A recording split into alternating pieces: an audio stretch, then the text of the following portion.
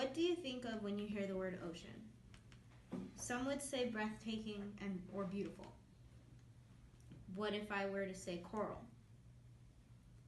What about climate change? All are related. The coral and the ocean are affected by the rise in temperature. With the rise of temperature in the ocean continually increasing, the more coral bleaching is found around the world. In 2016, 29% of the Great Barrier Reef died, adding to the 67% in the world. Chasing Corals documentary.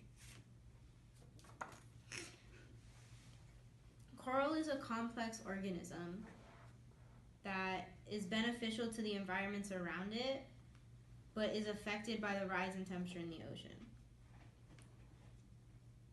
Coral is a living organism that seems to be super simple on the outside, but is really complex on the inside. Inside the coral structure is hundreds of thousands of polyps that range in size, Ruth Gates. Here is a clip of the breakdown. Structures called polyps.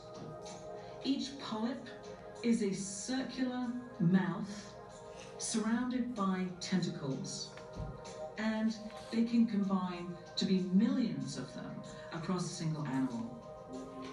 They have inside their tissues small plants, these microalgae, 1 million per centimeter squared.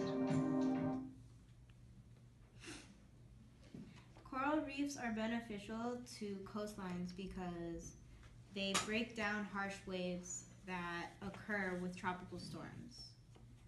B&A. The Great Barrier Reef and others around the world are home to fish that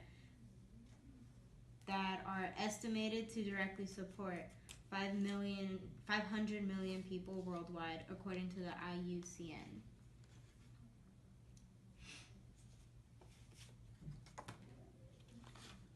Coral reefs are also susceptible to slight temperature change, according to Baker, who did a research paper in 2008. With climate change, the air due to greenhouse gases, 93% of that heat gets trapped into the ocean.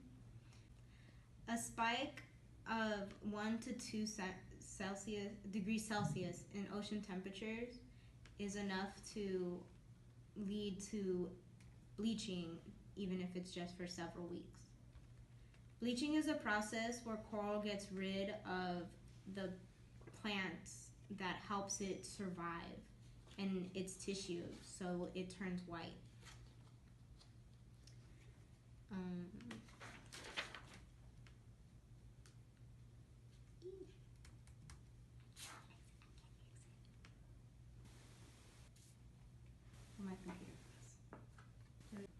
There are some coral that actually have developed what is called sunscreen. They become very vibrant in color, and the first place that started to show this was in New Caledonia, which was seen in the documentary Chasing Coral. The locals didn't know what it was, and neither did the researchers at the time. This phenomenon is basically the coral saying, hey, look at me. The sunscreen does not necessarily mean that this coral will survive. It just means that for now it is evolving to protect itself. Coral reefs have many fish that we eat but are dying. They're in danger of becoming bleached within the next 30 years, according to Orwalski and his team, as well as the research that contributed to Chasing Coral. With the rise of temperature, the coral and bleaching are very limited. So the protecting of their sunscreen, it's not gonna be there forever.